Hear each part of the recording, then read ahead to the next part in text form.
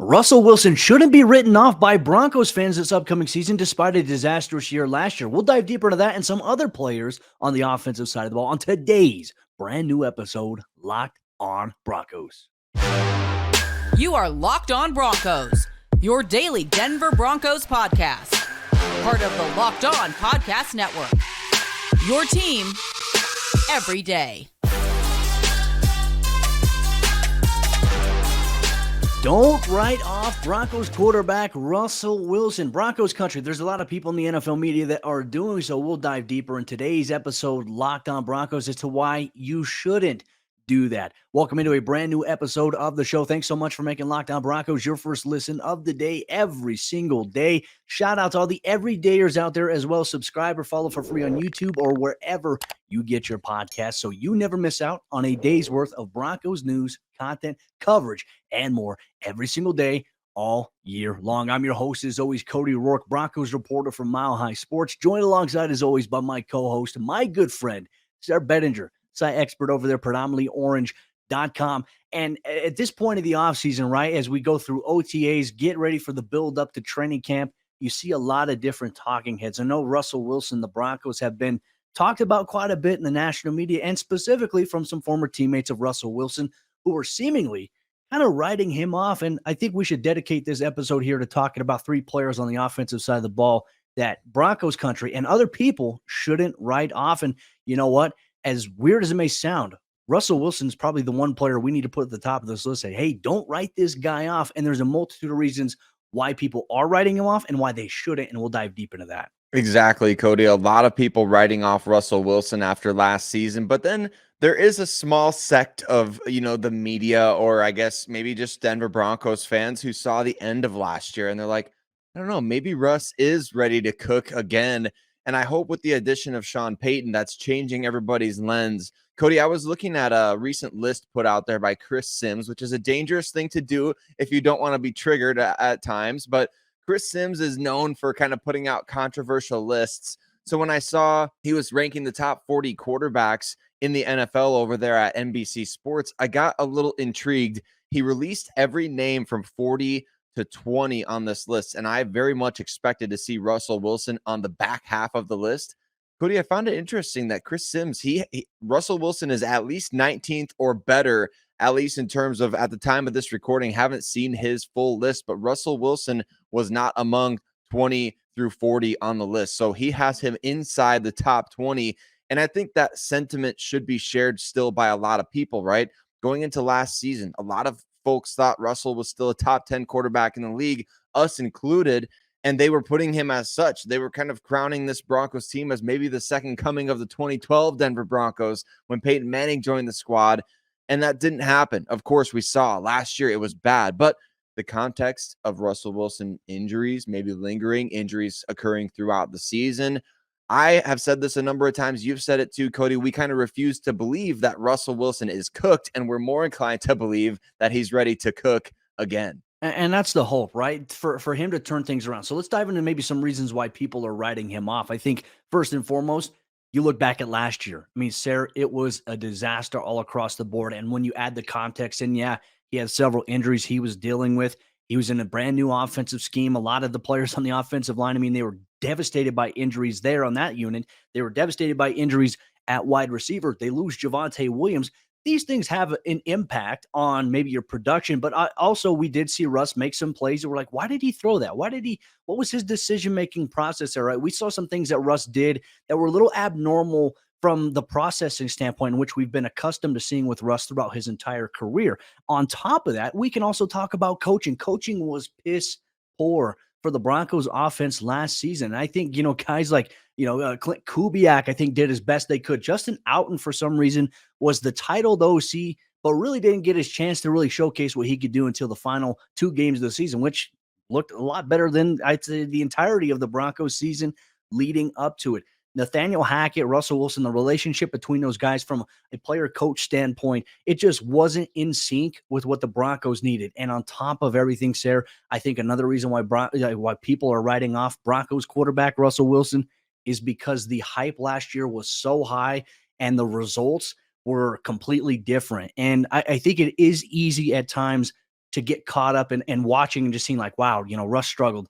Look, he threw 16 touchdowns, which was a career low for him, threw 11 interceptions. He still didn't have technically a very, very bad season. It's just the overall body of work in terms of how the Broncos record was with the offensive performance. Everything was bad. Russ definitely, I think, could have played worse in a sense. And so there were some things he overcame. I thought that, he elevated his game a little bit toward the end of the season. But let's talk about maybe the reasons why you shouldn't write off Russell Wilson. And Sayre, it goes exactly to the point of what you were saying. We simply just refuse to believe that, okay, hey, after having just, a great 10 years prior to last year in the NFL, he has suddenly fallen off and this is who he is. Context, other things that we talked about here on the show impacted that. But also, it's a new opportunity now here in 2023. And I think more importantly, the flashes that we saw with Russ doing some things specifically in that final game against the Chargers, rolling out and finding Jerry Jeudy downfield deep. There are things to his game he can still do well. To me, that is one reason why I think Broncos fans and anybody else should not write off Russell Wilson. The body of work overall throughout his career is too good to just discard, in my opinion. It is, Cody. It really is, because I think you look back at what Russell Wilson was over 10 years in Seattle, it was a lot of consistency, right? And all these former Seahawks players coming out now talking about how the offense really protected Russell Wilson, how he was able to just hand it off to beast mode.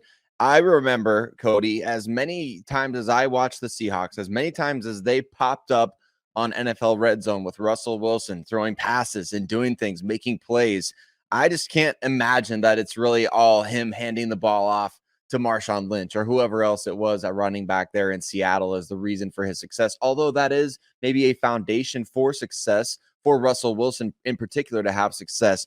Here's a couple of other reasons why I think you shouldn't write Russell Wilson off. Number one, last offseason, he did put on some weight. We saw, Cody, to be able to absorb more hits, to be able to maybe absorb the contact in the pocket. Maybe he wasn't feeling as well health-wise there towards the end of his time in Seattle. Added that weight to his frame. I think that kind of played against him in a number of ways. We know he had the arthroscopic procedure on his knee this offseason in order to get physically right from an injury or a knee situation that he had dating back to a couple years ago in Seattle. That's kind of been lingering. So he's had a lingering knee issue, which he had a scope on this offseason, had the torn lat early last season, obviously had the torn hamstring, which resulted in the high knees on the airplane, fiasco that went down. And then you had the concussion late in the season and all the other dings and bruises that come with getting sacked, 58 times or something like that, 56. So Russell Wilson was dealing with a lot of health stuff last year, playing through a lot of stuff that caused people like Shannon Sharpe to go on national airwaves and say he's lost his athleticism. Cody, there's no way. There's no way. So I'm willing to die on the hill that says Russ is going to be back in a big way in 2023, not to bring false hope to anybody, but because last year has to have been an outlier, right? It just has to be. Yeah, I mean, and if it's not, we'll find out this year. And, I think regardless, you look at he's going into, what is it, year 12 now?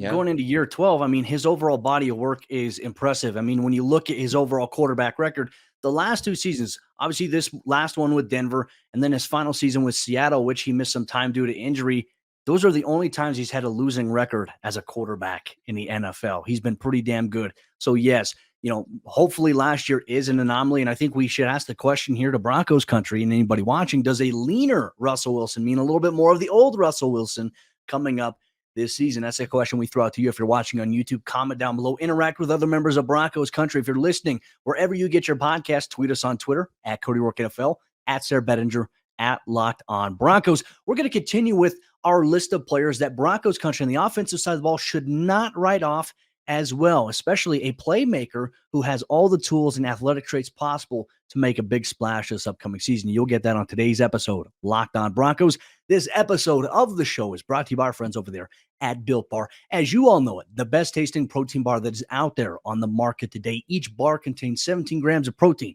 130 calories, and they are low in sugar while all being covered in 100% milk chocolate. The things I love about Built Bar as well is when you take a bite into it, it's soft, It's easy to chew, and you can now get your hands on a box here locally by going to your local Walmart to the pharmacy department, and you can get a box of 4 Built Bars. Or you can go to Sam's Club and buy in bulk and get a box of 13 Built Bars. Or if you want to just order online, you can go to Built.com, use promo code LOCKEDON15 to get 15% off your order as well. They have a wide variety of flavors. My personal favorite being brownie batter puff.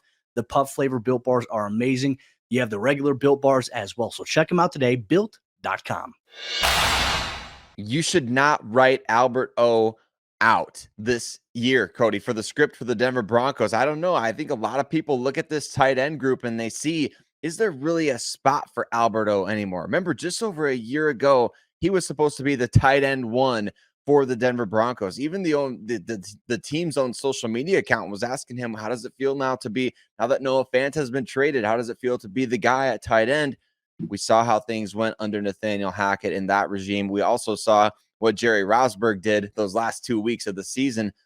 Is Albert O, Cody, is he being prematurely written off? Is he prematurely being written out of the script? And why might that be? I think that's a great question. And to be honest with you, I think everybody's looking at the offseason. They're looking at the moves that Denver made, bringing in Chris Manhertz, bringing in Adam Troutman, trading for him during the NFL draft, and obviously the emergence of Greg Dulcich in his second season. A lot of people are looking at these moves and they're saying, okay, hey, the writing's on the wall. Albert Okwuegbunam's not going to be a Denver Bronco in 2023. Well, I want to push back against that a little bit here, Sayre, because you and I have talked about this. We've gone to bat for Albert O. Essentially, we both feel like in 2022, he was robbed of his third season in the NFL by Nathaniel Hackett, by poor coaching utilization, and a mismanagement of player personnel. It's simply inexcusable there. And look, we can be very open here. Where does Albert O struggle as a player, right? It's blocking. But you know what, Sayre? I always go back to the thought when Vic Fangio and the Broncos drafted him initially. You did not bring him in to be a blocking tight end. You brought him in to be a sizable guy that you can flex into the slot, play on the outside, use essentially as an extra receiver because he's got a big body type. He's got extreme athletic tools that, make him a threat after the catch. And we saw that in his rookie season, yards after the catch. Then he tore his ACL. He came back in his second year under Pat Shurmur, which the offense was pretty bad there. We never thought it would get worse than Pat Shurmur. Unfortunately, last year was a great example that it could always be worse. And one thing we saw from Albert O, remember how many times Teddy Bridgewater would do the play action, fake a handoff, dump it out into the flat to Albert O. He'd be hit by a defender. He would, shed the tackle and he'd run for a touchdown. I mean, that is what we've seen from Albert O. He's a sizable guy that is hard to bring down. And I think the one thing we did not get to see last year is really him utilized effectively. And after that week 1 game against the Seattle Seahawks, he was kind of discarded, thrown away. And look, I also want to believe that this offensive scheme, as we all saw week to week, didn't have a game plan, didn't really have an identity. They also threw out the guys that can maybe give them an identity a little bit. And that to me, I think was a little unfortunate, especially with the injuries they sustained at wide receiver. That was a perfect opportunity for them to throw out Albert Okwuegbunam and have him do some things as Justin Outen and even Hackett alluded to early on in the season before, he got fired. Unfortunately, it took Jerry Rosburg to come in and say, hey, why isn't this guy playing here? And we saw Albert O make some plays in the final 2 weeks of the regular season. And, I think when you look at the additions that they've made, everyone's like, all right, hey, the writing's on the wall. He was subject to trade rumors last year, was not dealt. I also think, Sayre, it's important to note that Broncos had every opportunity this offseason to cut him. They didn't do that. So that to me tells me personally, he has every opportunity to be in the mix here for this team this upcoming season. I think he really does too, Cody. My tune has changed on this a little bit as well, even just in recent weeks. And I want to point something out. I'm actually working on a piece on this for Predominantly Orange regarding maybe how Vic Fangio's opinion could be playing a factor in the way this roster is constructed. I know that kind of seems like an out there, maybe bordering on tinfoil hat theory, but we do know that Broncos head coach Sean Payton did consult Vic Fangio in the defensive coordinator hiring process. Kind of makes sense then that he might consult him on some players that are currently on the roster. And with that in mind, I want to throw it back to this quote from Vic Fangio back in September of 2021. Remember, at this point, Albert O was coming off a torn ACL. He's working his way back in training camp. Here's what Vic Fangio had to say. He said he just picked up where he left off last year. Remember the promising rookie season for Albert O in 2020. He said, if you remember last year, he didn't play much early. Then he was starting to play more. He was playing well, having success. He's just picked up from right where he left off there. He said he's blocking well. He's a much better blocker than I think people are aware of. He said, we know he can catch, and he's a good runner after the catch. I'm really excited about him. Vic Fangio does not just say those things, Cody, about anybody. It doesn't matter what player you are, what year you are. He does not heap praise upon guys lightly. So I think for him to say that, and specifically to say the things he did about Albert O as a blocker, is very, very interesting. And Vic Fangio is not going to mince words. Remember what he said about Drew Lock as a rookie? He said he's like a pitcher out there who doesn't know how to pitch. He will not mince words. And he said, I mean, what he said about Albert O here goes against that narrative, right? And so I think, man, maybe there's more than meets the eye here with this Albert O situation. I think you made a great point. Like you said, the Broncos have not taken the opportunities to maybe get rid of him when they definitely could have. Well, and I'll tell you this too, watching him at OTAs last week, Sayre, he moves so well, right? You know, I've been on this podcast and I've raved about how good and how crisp Greg Dulcich looks while running routes and whatnot. Albert O is the same exact way. And his body size, though, I mean, you have two guys at the tight end position with them specifically. Look, I don't even think it's a bad thing here if the Broncos were to carry four tight ends there, right? You have two guys who have similar skill sets in terms of the receiving department. And then you have two guys who are maybe better blockers as the inline guys with Troutman, with Manhurts. But it's like when I look at Albert O and I look at Dulcich, it's like, man, there is no excuse in the world why you can't do some double tight with them or even put both those guys in the slot in certain situations. You can be very creative with your personnel packages in terms of how you use that. And it's kind of like hey, let's pick our poison here as to who we want to maybe get a mismatch against. In theory, it's easier said than done, right? But to me, you have to, I think, considering Dulcich's injury history, you have to carry at least four tight ends on your roster, right? Last year, we saw a healthy dose of Eric Saubert, Eric Tomlinson. We saw Andrew Beck. I mean, Denver carried essentially more tight ends last year than I think they'll carry this year, which maybe eliminates the position by one, right? But ultimately, you have your fullback designation with Michael Burton. I know Nate Adkins is another guy who's competing for a spot there. Looks pretty decent in OTAs. But for me, I don't see why you can't keep four tight ends on this roster here with Dulcich, Albert O, Manhurts, and even Troutman at this point in time. Especially because we know Sean Payton's history is to keep how many offensive linemen? 8. Generally, he keeps 8 offensive linemen on the active roster. That frees you up to maybe keep a fourth tight end and a third quarterback and a fullback, things like that. So the roster gymnastics will be interesting, but I think you have to keep your best, the guys that can. What have the Broncos struggled with so badly, Cody, since 2015? They have struggled badly to score points. If there's a guy out there who can help you score points, this is why we talked almost every week during last season about why in the world is Albert Okwuegbunam not playing in these games? He could at least throw a wrench in things, right, with his size and speed. If you have a guy that can help you score points, what could you possibly be thinking if you just let that guy go or if you just keep him on the sideline?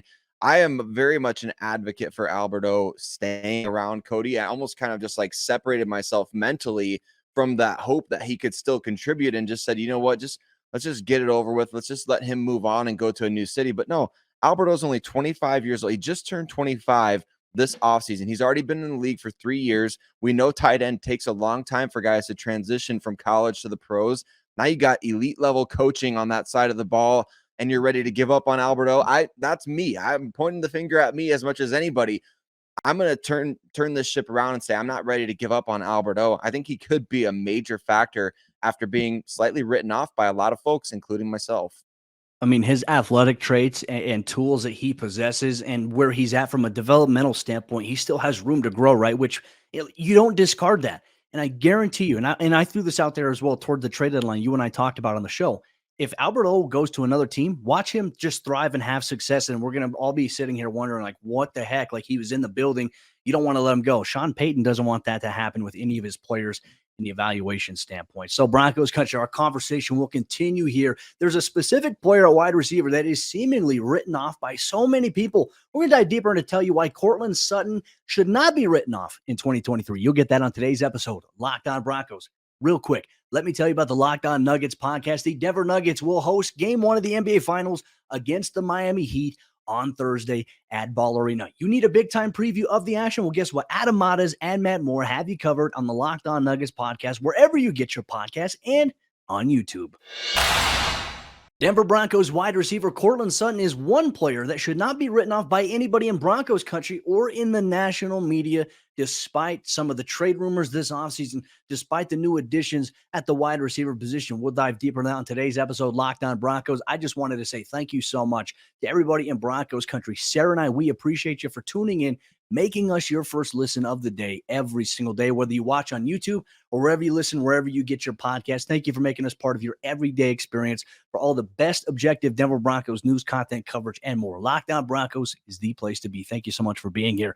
Sayre, let's open it up here. We were going through a list of offensive players in our text message in the morning in terms of game planning.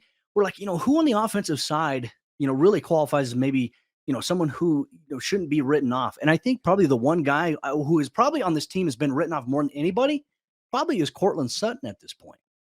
He has really, I mean, especially as of last year, right? I mean, he was kind of almost public enemy number one for a time there for the Denver Broncos fans because he was dropping some passes and maybe hadn't been living up to that 2019 Pro Bowl hype. And, people are saying, well, he's not as explosive after the injury, which, by the way, Cody, it just boggles my mind for people to ever say that, because in last year, when he was only 1 year removed from the ACL injury that he suffered in 2020 against the Pittsburgh Steelers, last year, I believe he had 8, and this was ranked 3rd in the NFL. I believe he had 8 plays where he ran over 21 miles per hour on the field, which was 3rd best in the NFL. So the 3rd most explosive plays for any offensive player in the league, or at least tracking on the GPS. So for those who follow those kind of stats and analytics, the explosiveness has been there for Courtland Sutton, but reasons why he's been written off is pretty obvious at this point.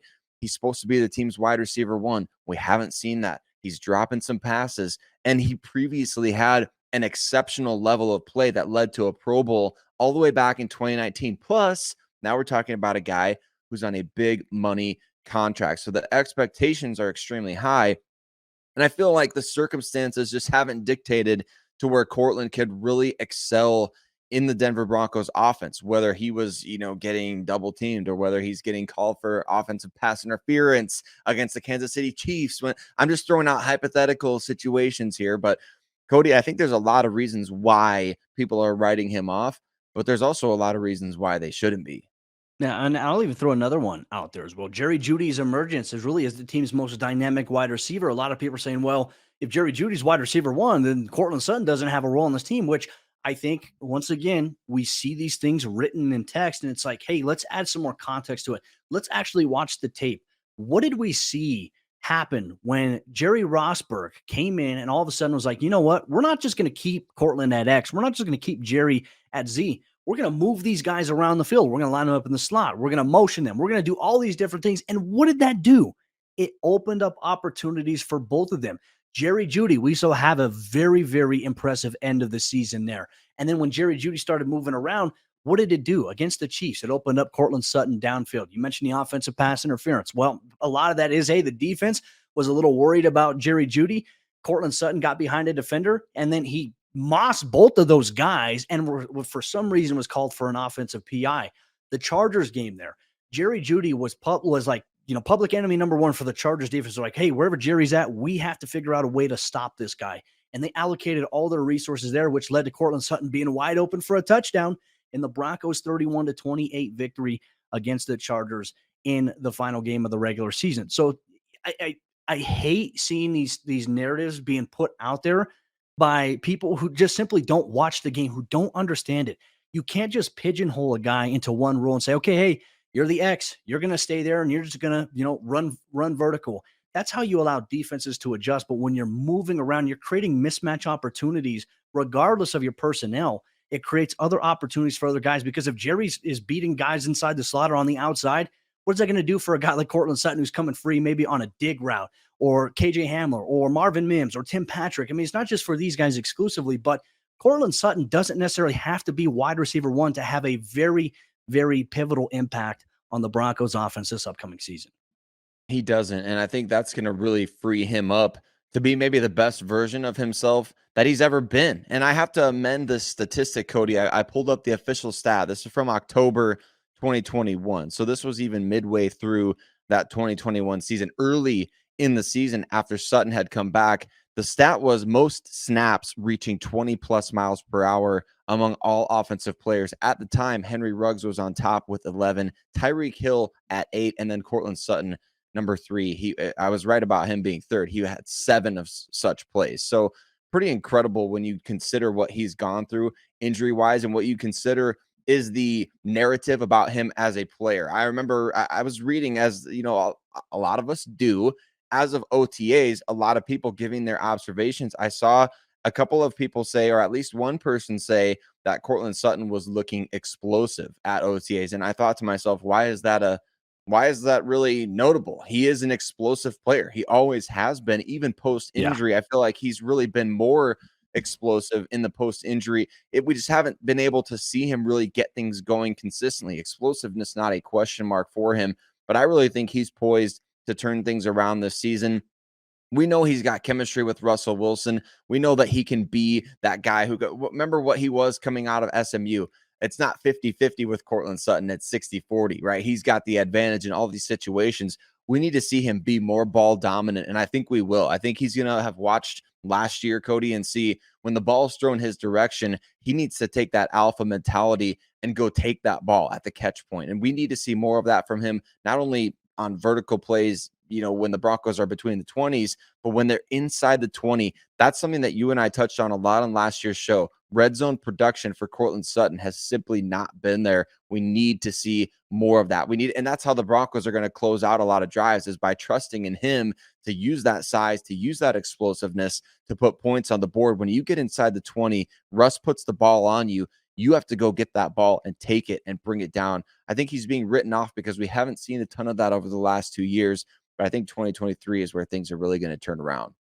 If Russell Wilson is more improved inside Sean Payton's offense, I think it's fair to ask, does that mean more production for Courtland Sutton? I think it's certainly possible. For those of you that play NBA 2K, right? You ever play My Player, you work on building up your badges. Courtland Sutton does have the takeover badge in his arsenal, right? Remember against Jacksonville several years ago, it was the year he came off the ACL. What was he had? I think it was either 11 or 12 catches.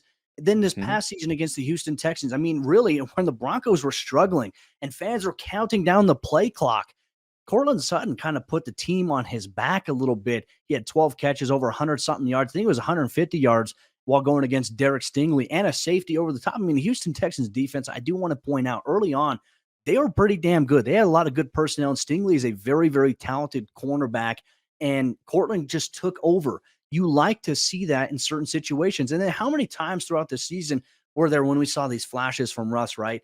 In games where Courtland's making a big play downfield, it puts him into field goal range and whatnot. And then, even against the Colts, where they could have won the game. Unfortunately, we know the end result of that. But Courtland has the tools. And I think with proper coaching and new wide receiver coach, Kerry Colbert, what type of impact might he have on them? These are some questions that I have. But once again, I just refuse to believe that Courtland Sutton has suddenly, fallen off and is not the guy that he used to be. I think he can still be that guy. It just depends on the environment around him. Do you have good coaching? Do you move guys around? Can you excel inside the slot? I mean, these are all things that we will see throughout training camp and the NFL preseason. But Broncos Country, thank you so much for tuning in, making Locked On Broncos your first listen of the day every single day. We appreciate you so much. Tomorrow's episode of the show, for all you everydayers out there, we're going to take a look at 3 defensive players for the Denver Broncos that shouldn't be written off this upcoming season. We'll dive deeper to that and why on tomorrow's brand new episode of the show.